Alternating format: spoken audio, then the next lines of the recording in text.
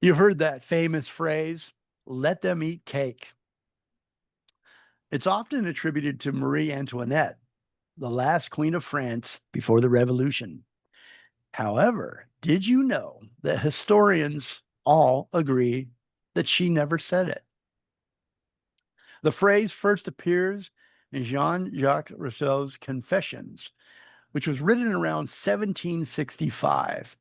And Rousseau recalls hearing of a great princess who replied to the peasant's request for bread with, let them eat cake.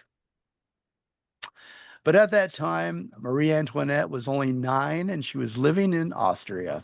It was not her. Cake has been around since the ancient Egyptians who baked honey sweetened breads with dates and nuts, and the Greeks added candles to round cakes for Artemis, the goddess of the moon, which is the origin of our birthday cake tradition.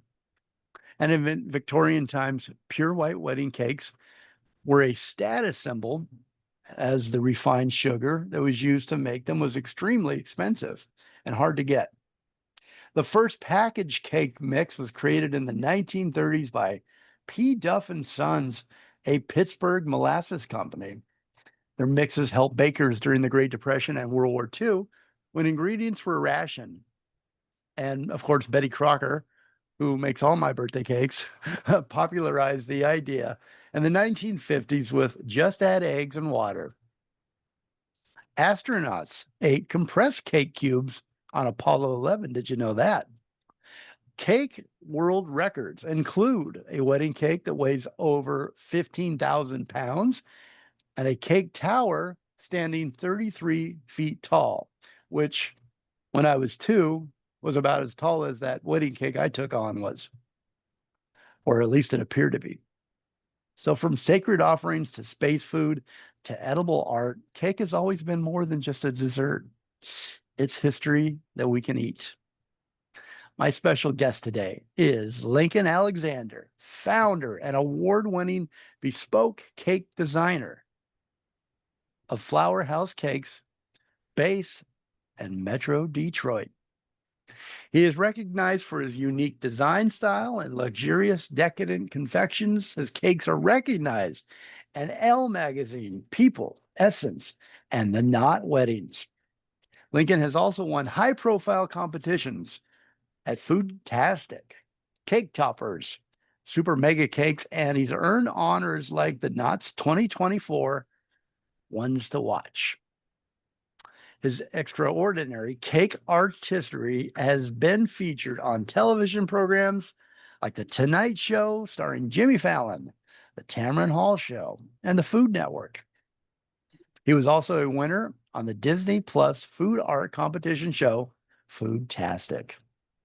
His clients include celebrities, professional athletes, and social media influencers such as Tamron Hall, who's a daytime Emmy Award-winning talk show host, Anthony Mendez, Emmy-nominated narrator and actor, CeeLo Green, a Grammy Award-winning artist, Mike Hilton, cornerback for the Cincinnati Bengals, and Kemba Walker, NBA All-Star and coach. And there's so many more. I tell the story that I was turned on to Lincoln Alexander and Flower House Cakes and Company through our mutual friend, Lash Ferry, who runs Distinctive Assets. Basically, he designs all the swag bags that go to the Emmys, the Grammys, uh, Country Hall Music or Country Music Awards, Oscars. The list goes on. Any MTV award show, all of those great award shows, swag bags are provided by Lash Ferry. Inside those swag bags, if you're lucky enough to get one, you'd find Lincoln Alexander's Flower House Cakes and Company and cake in a jar. How cool is that? Gourmet cakes in a jar. So Lincoln's cake journey began in his early childhood home, where he learned from his mother's baking and decorating business. By the age of 15, he was already designing cakes for community members and delivering them across the U.S. and abroad. Despite pursuing rigorous academic paths, including multiple degrees and a doctorate in public health, and holding roles in teaching and research. His lifelong passion for cake artistry remained and eventually won out. In 2018, he launched Flower House Cakes and Company, marrying craftsmanship with elevated design. And a focus on wedding and sculptured cakes, the company uses locally sourced ingredients and pushes artistic innovation.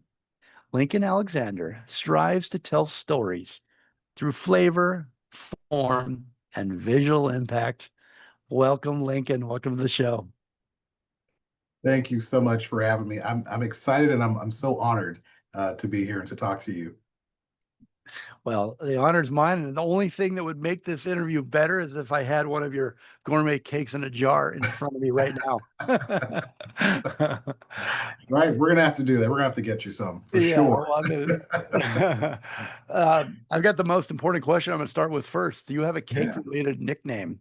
Do I have a cake related nickname? Well, Yeah, you know, like Mr. Cake or Mr. Mr. Flower. Funny enough, when people can't remember me, they'll say the cake guy. They'll Cake just say guy. the cake guy. If I go to deliver a wedding cake, they're like, "Is the cake guy here?" So, You've got to be one of the most anticipated and people to visit and bring some. If someone knows you're coming, I imagine they are so happy to see you. definitely, definitely. You know what? And there's a lot of pressure that comes with that too, because I Yeah, know they're anticipating something like fantastic. So I haven't failed yet, so I'm going strong.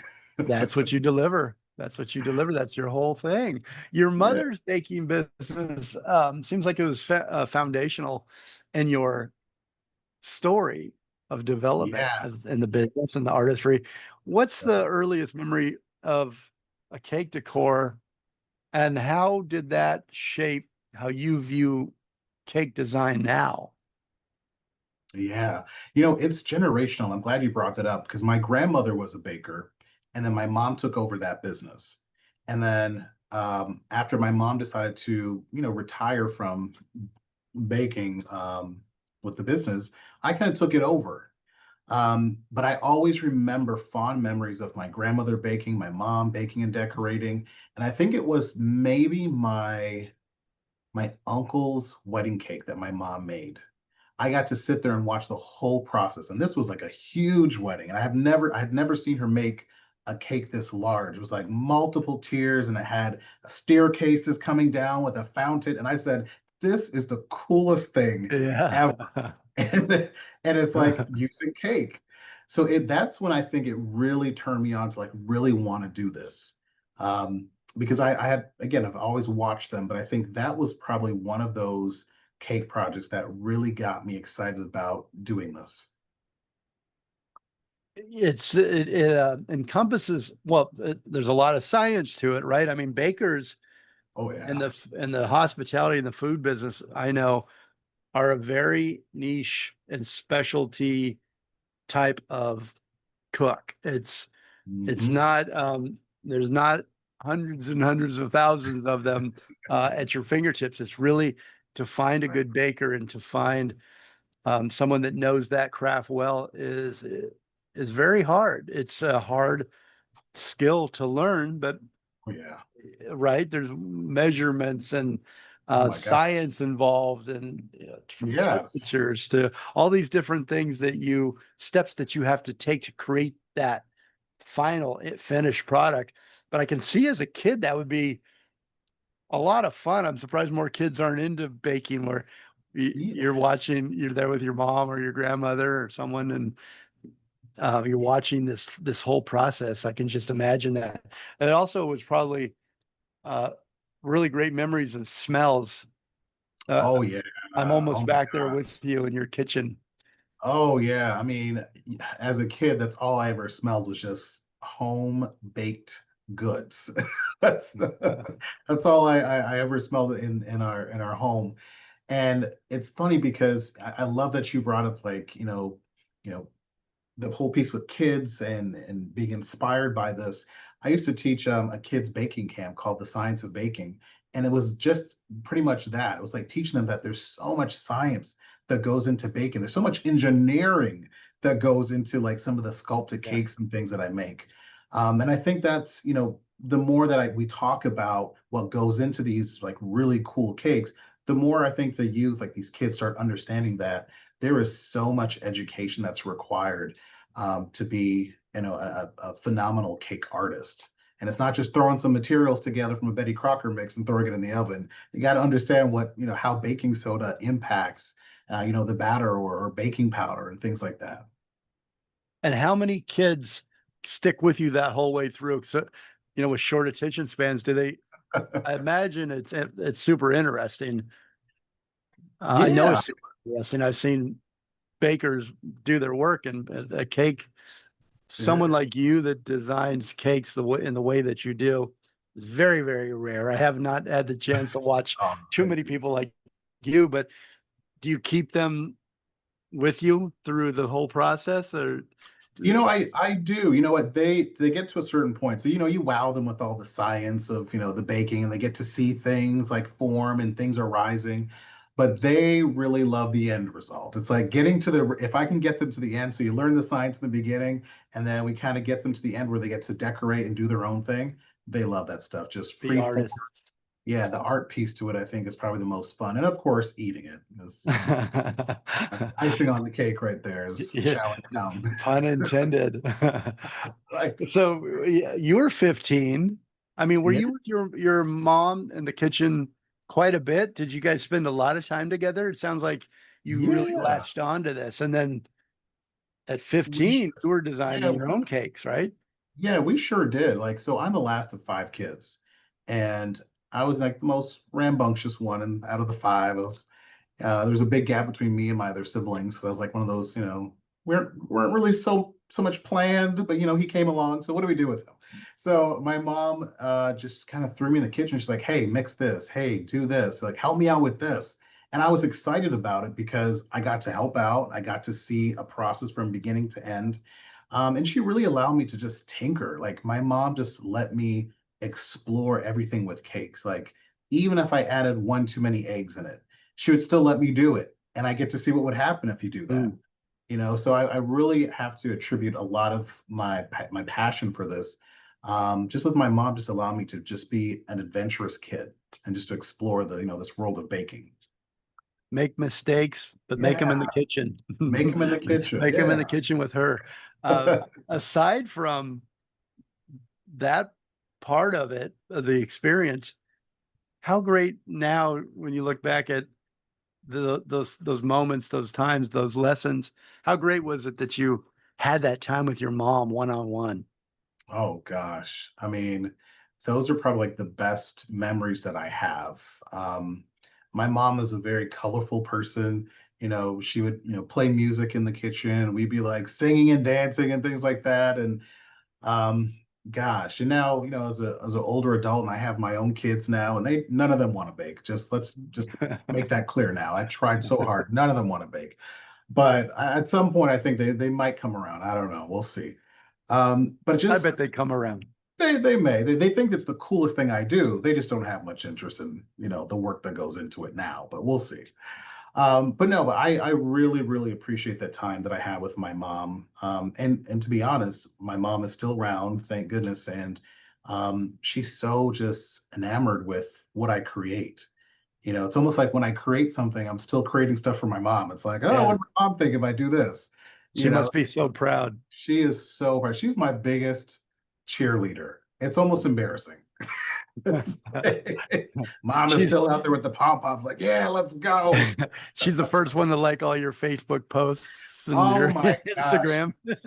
Yeah, I she's got one of those definitely moms too. she's a keyboard warrior. She's the first one to like and comment. I'm just like, oh gosh. So she'll give me like a suggestion in the comments, like, maybe next time try this. So I'm like, mom, That's it's like, great. please. That's so great. Was there something that she used to say to you, uh, like a saying that she would use in the kitchen that she would say over and over? Is there anything you remember like that? Or a lesson that she taught you through baking? A life lesson that you Yeah, I think use to there's this been day? yeah, I think there's a lot of I can think back a lot of life lessons that I've learned in the kitchen with her.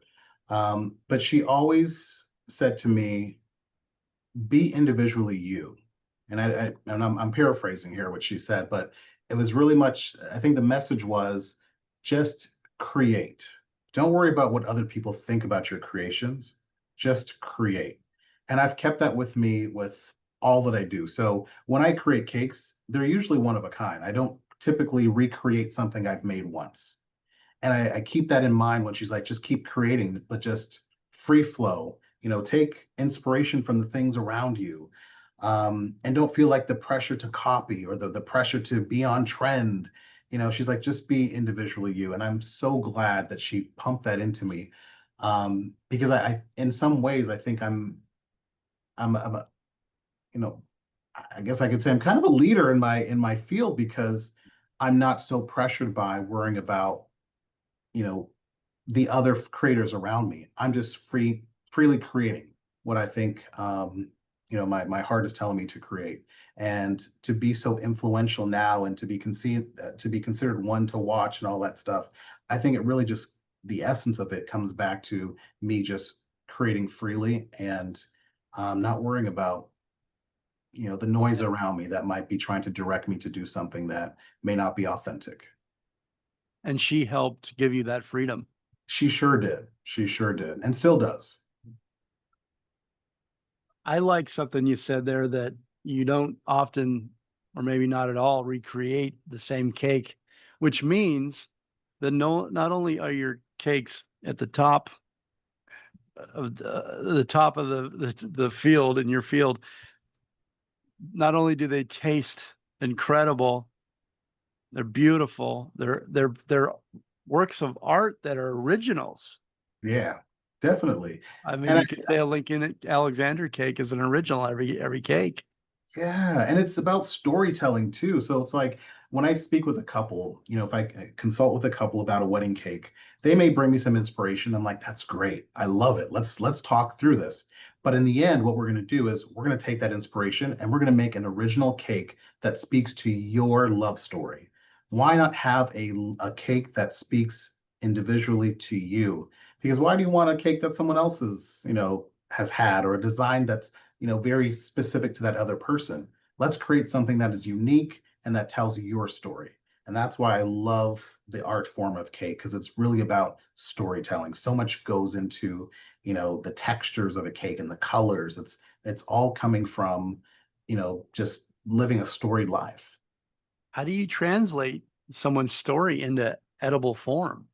Oh yeah. Oh my gosh. I think about like some couples that I've worked with where, so it could be something as simple as butterflies. I had a couple who, their grandmother loved butterflies. She had passed away prior to the wedding. They loved butterflies. So I embroidered these beautiful sugar butterflies all over the cake to Mhm. bring in the story of the grandmother, or it's a specific flavor. I had a couple who loved being in France together, and that's where they got engaged. So we brought in some French inspired flavors into the cake. So it's little elements that you could put here and there. I had a couple who were from Greece, so we did some mosaics on the drawing on the cake, just to kind of bring in some of that artistic, architectural feeling into the cake.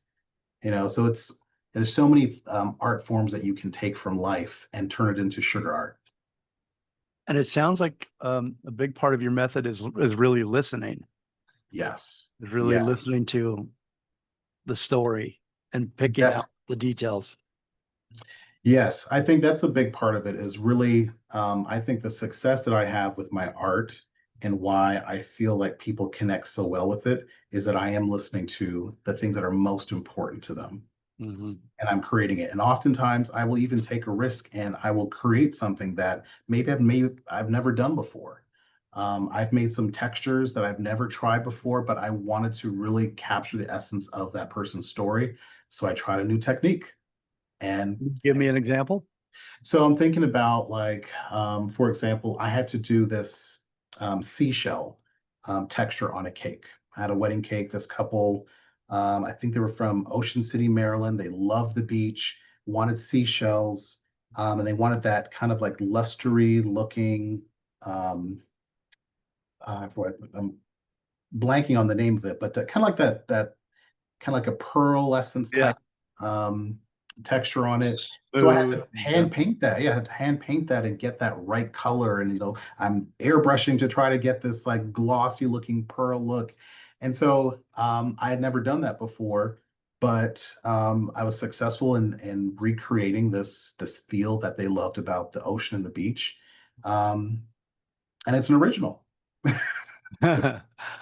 Well, are there certain design elements? I mean, I guess first, before I ask you this, do you consider yourself an artist? I grew into that name artist. I really had to grow into once I realized what I was doing was really art. I wholeheartedly embraced the Right. title being artist. I definitely think I am an artist. What were you more comfortable with before that, before you'd I, embraced that? I was a cake baker. I was a cake baker and decorator. But Okay. it's like, but that's not really distinguishing what I do from what you can potentially get from just a regular box store bakery. And I'm like, I think I'm Yeah. doing something that's a little different than what they can create at, the timing and all that stuff they can create and the skill level. Not to say our box stores don't make great cakes because they do, but The the ones I can never get. are the ones you destroy. I don't know. Yeah. But this the level of detail and time that goes into what I create, it really takes an art form, and you really have to be an artist. And you have some pictures up there. I sometimes I'm still blown away at some of the stuff I make because I'm like, I've only made it once. I'm like, how the heck Yeah. did I do that? How did I know how to do that? Right. Uh, so that brings up, to mind, how long do you spend? I'm sure each cake is different, each project is different, but is Right. there a sort of a amount of time that you dedicated? Like, what's the longest you've ever dedicated to Wow. designing a cake? Like most cakes are designed in steps. You have some phases. So if it's a wedding cake, I mean, I could start the longest time could be 4 weeks, and that could just be the process of making hundreds of sugar flowers, individual sugar flowers. My average cakes, if it was just an event cake, it could be, I don't know, maybe 48 hours, sometimes 48 to um, getting closer to the 60 hours of work from the baking all the way to the decorating to the finishing touches. But a lot of hours goes into creating these cakes. And sometimes the smallest of cakes could take so long. Yeah. Just the level of detail that goes into it. Color blending. So, getting that right shade. Sometimes when Okay. you're blending colors into fondant and icing, it takes hours to maybe a couple days just to get that right color to cure. And have you ever got down to the wire, right to where the cake's supposed to be delivered or picked up, and you're like, I'm not happy with it yet. Don't take it. Oh my gosh, Jeremiah, every cake is down to the Every, last minute. Every one of them. No. so, Um, so much pressure. it's a lot of pressure, but and something that I've let go of is trying to be a perfectionist. And that goes back to the art form, being an artist. I mean, it's art is in the eye of the beholder. So what I may think is not perfect, that person who's receiving it might think is the most perfect thing they've ever received. Mhm. So once I became comfortable with just letting go of that perfection thing, um, yeah, I'm no longer working down to the wire to get a cake out there because I can step back and say, you know what, this looks good. And how hard was that to let go of the perfection? Very hard. It's not easy at all because you always think about, I'm like, well, I could just do this, or I could add a little airbrushing here, or maybe if I add one more flower here. But I tell you, I'm very proud of my portfolio. I'm very proud of what I've created. Um, and I think it's the proof's in the pudding when I have very happy couples that, Yeah. come back and they recommend me to others. Uh, so now that we've both agreed you are an artist, what is there a design element or is there a signature or something on your cakes that define it as a Lincoln Alexander cake?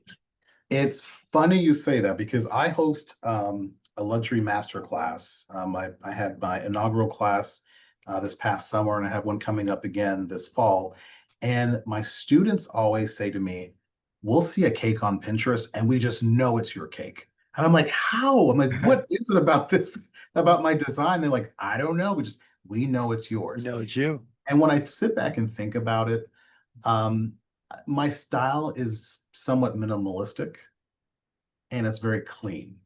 That's one thing I will say about my work. Clean lines. I do love very clean lines, not over embellished.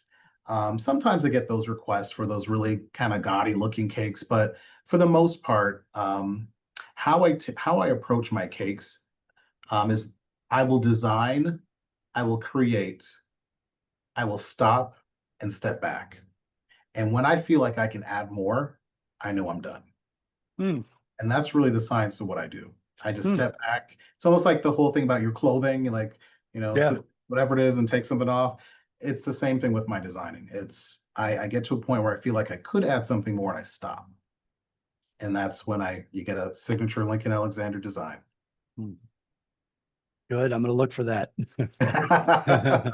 So, Lincoln, it sounds like you push yourself and are constantly pushing yourself to find those projects that make you alive and creative, and that you look forward to, although they may be out of your comfort zone. Would that be a true statement? Definitely. I mean, if you don't push yourself, you don't grow. And as someone who's now, who's moved into education and teaching others my art form, I have to continue to grow and I have to continue to advance my skills so I can pass it on. I mean, I don't know how much more time I got in this industry, in this field, but my hope is that before I leave out of here, I want to make sure that I'm able to pass on as much as I can to the next generation of creators and artists because my mom did that for me. My grandmother did that for my mother. And I think it's so important to just pass on knowledge and pass on Yeah. uh, these skill sets. And that's what I'm trying to do with my kids, but they're not biting. Not yet. How old are they? Are they I have a 18-year-old, a 16-year-old, and a 15-year-old.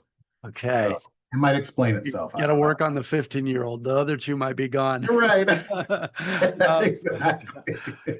so you push yourself outside that comfort zone. Have you had clients that have pushed you outside your comfort zone? Yes, and it's a very sensitive dance because you struggle sometimes to maintain your authenticity as an artist and what you do with balancing out what a client wants. Mhm. So I've unfortunately had to turn some clients down just because what they want doesn't align with what I do.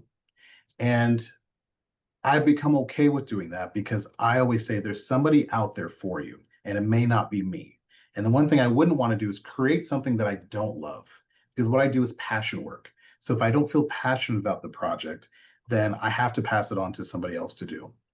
Um, but yeah, it's a very sensitive dance with it's oftentimes it takes a lot of persuading. Like you have to persuade a client away from something that they may feel is great, but then you try to explain to them that to recreate what you want into sugar form is not going to look how you may see it in your head. So as an expert, as a professional, I then have to coach them into a design that makes sense for their storyline. Mm. Yeah. And you do this on purpose. You provide wedding cakes, which seems to me that's so stressful and emotionally charged, high stakes. It seems like, Oh yeah. Oh yeah. I mean, weddings of all things. How I got into weddings, how gosh. did you? Yeah. I tell you, I love doing wedding cakes because I love meeting couples and I love hearing their love stories. Mm. Um, it's just there's something about weddings and being with them sometimes from like 6 months to a year of just getting to know these folks and getting to know their stories and Wow. working with their planners. You're a big part of their day. I Yeah. mean, if you think about the one thing that gets captured by a camera the most, besides the couples and the decor, it's the cake. Often it's the big Yeah. reveal. It's the Right. big, everyone's waiting for the cutting and they want to taste this beautiful cake. So you play a huge role in these celebrations, and it's such an honor to be a part of that. Is there a process beforehand? What's the discovery process? Do you ask the couples how can they Yeah. help you? What do they do to help you? Oh yeah, so we have a consultation from the very beginning. I meet with the couples and we just learn about them. We don't get to cake until much later. We talk about them. We talk about their story, what's important to them in a confection and flavors. I learn about how they came to be, their engagement story, and then we get into expectations of what they expect out of me as an artist, because having the right alignment is so important. I hear horror stories between cake artists and couples because they don't align. You have to find that alignment. So once I get that alignment, I know that I can create something that they're going to love because their style aligns with what I create. We get into the design process, and usually I will sketch up multiple cakes for them to review, and then they will choose between the one that they like the most, and then we will tweak it, and I sign off, L. Alexander, and I create. So there's that listening again. Yes, Yeah. a lot of listening, and I tell you, Listening, which encourages your vision or sparks your vision. definitely, definitely. Because they may not even realize that they're telling you something Yeah. that you could utilize in your cake design. Right. Like the story about the butterflies and the Right. grandmother. That's so The great. grammar. And they weren't even thinking butterflies. I'm like, why? Why not butterflies? I'm like, hey, yeah, let's do some butterflies on there. What's a typical day look like for you? How early what time do you get up? How long do you work?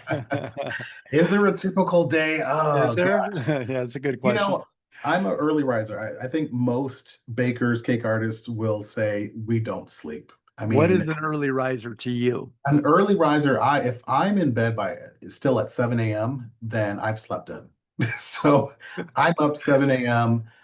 It could be that I have to prepare. I'm prepping for a consultation. I'm sketching a cake. I am preparing, like I'm baking.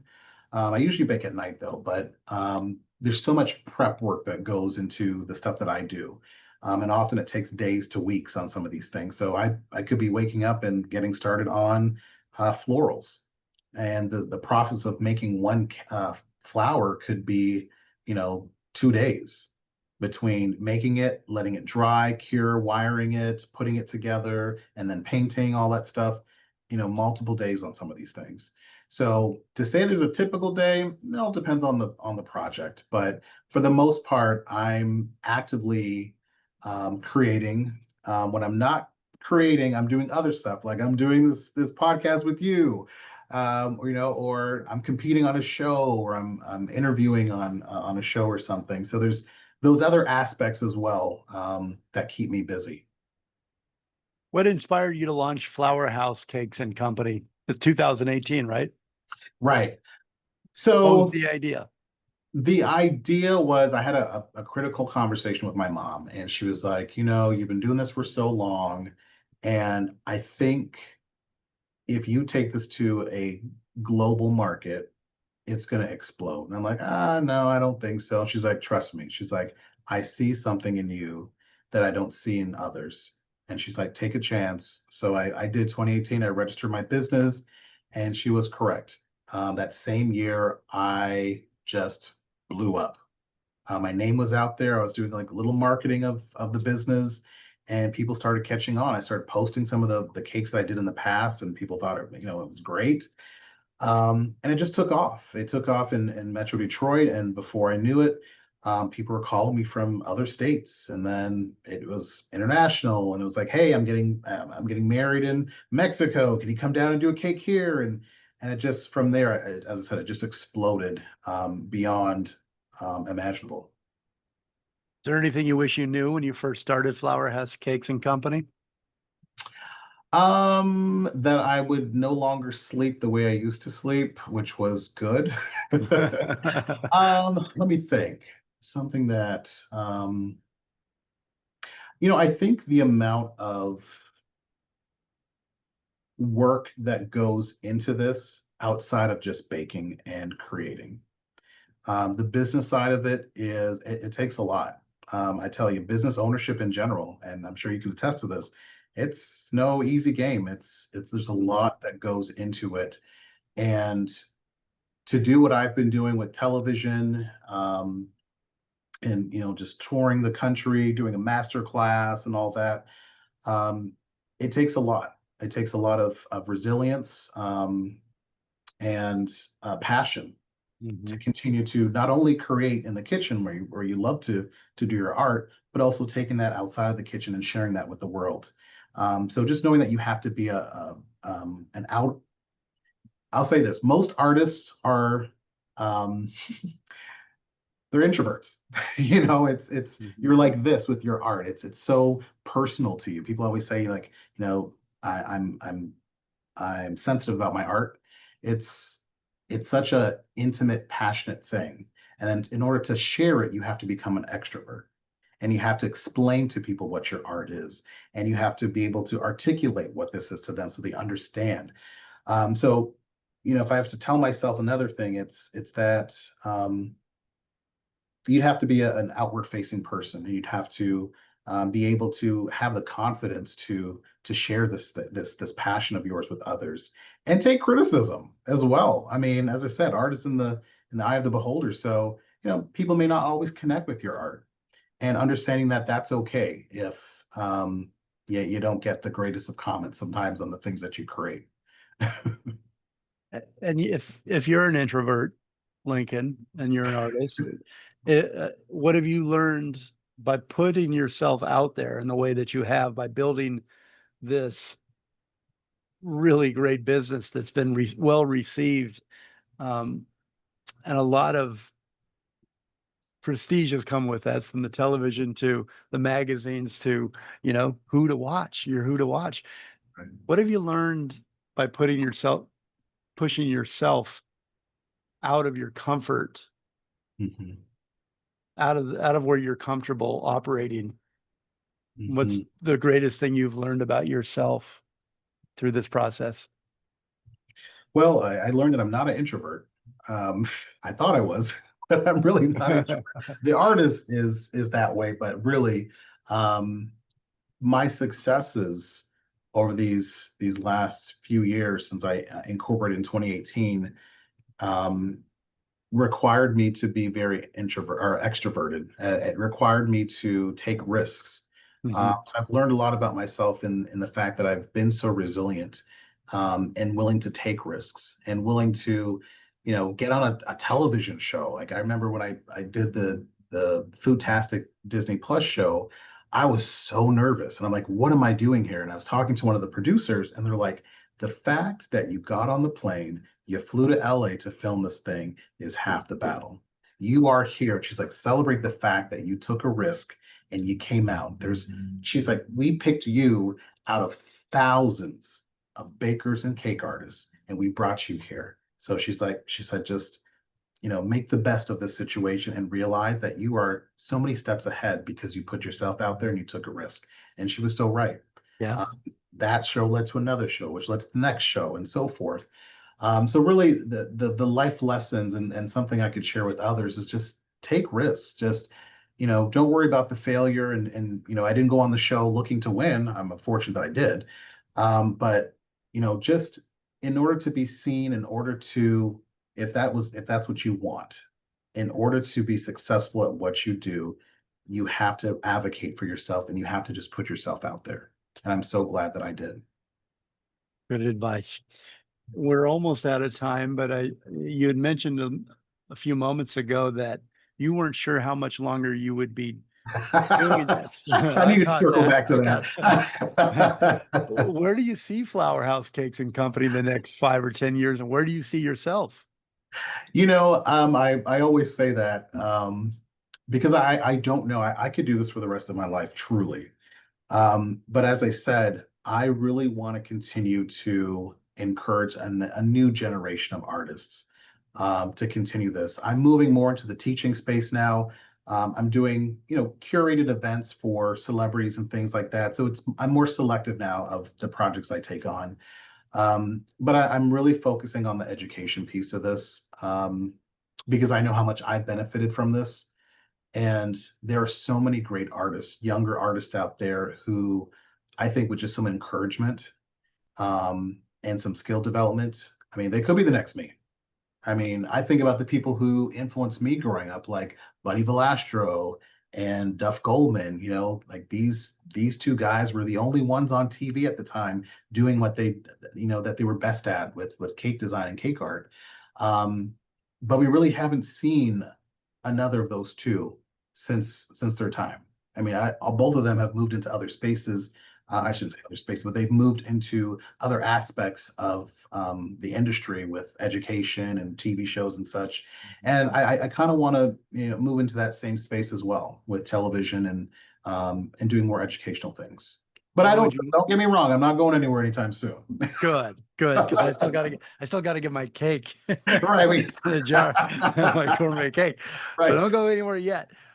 What do you hope the history will say about you? What do you hope your legacy is? Have you Oh, thought my about that? legs. I have thought about that. What do I want to be known for? Um, Gosh, my legacy that I want to leave behind here is I want a strong footprint. I want to leave behind a signature look that very much like some of the artists that I admire, like Picasso and such. I want people to see my art and know this was a Lincoln Alexander. Lincoln Alexander was here. That's what Mm. I want to leave behind. A signature that says I was here. I'm sure that signature is very sweet. Love that. I like that. I like that legacy for you. Well, is there a favorite cake that you've designed? Is there a Mm. favorite Well, I'll tell you this. piece of art that you've designed? I have a few favorites. I mean, from a cake that I made that I hung from a castle in Oh, wow. Charlevoix, Michigan. Beautiful cake. And I'd never done that before. It looked like a chandelier cake with like, Oh, wow. shards that look like crystal. It was really, really cool. Oh, there it is. There it is, right there. Gosh. I got lucky. I've I found the right one. Right. I've had so many fun cakes that I've done. As you can see, the ones that you're putting up here, every one of them is so different. There's not one that's alike. And that's what I love about my art. It's original, it's different. And I really can't put my finger on a favorite, but I think I have one coming up very soon that might become a favorite of mine. I'll be making that one this November, so it'll be pretty big. I'm sure it's gonna uh, be one of those viral cakes that I make. So we need to look out for it in November, Look December. look out for it in November. Yes, Okay, so you're talking about these master classes, these workshops, and I know you have one coming up called the Art of Luxury Wedding Cakes. that's right. So a Yes, one-day immersive workshop, part of a five-city fall 2025 tour yes, designed to help local cake artists and small business owners refine their luxury cake design techniques and build a more expansive and profitable business. Taught by you, Lincoln Alexander, that's right. the cake Yeah, man, the cake man, that cake guy, the the cake guy. cake guy. Yeah, I mean, where when you think about profitability with cake making, it really is in the space of wedding cakes, truly. It's we the art form. I mean, whether it's a birthday cake or a wedding cake, I mean, you could charge the same for a birthday cake than a wedding cake. But really, if you think about where most cake artists want to move into, that is very profitable for their businesses, especially small businesses, is the wedding cake space. And so I'm trying to help those who are not as comfortable making wedding cakes or not comfortable with the type of decor style that goes into making wedding cakes to build their confidence and learn some new skills that they could take back immediately to their bake shops and start making wedding cakes. And as I said, the inaugural class was this past summer, and it was phenomenal. I mean, the feedback that I've received is it's so heartwarming to know that I'm able to share something and impact somebody's business that's going to impact their lives, their livelihood, and hopefully lead to much success in their cake shops. Okay, so let me give out that information again. First of all, go to flourhousecakes.com. It's FLOUR Yep. housecakes.com to learn more. But again, the class is taught by Lincoln Alexander, founder of Flower House Cakes and Company.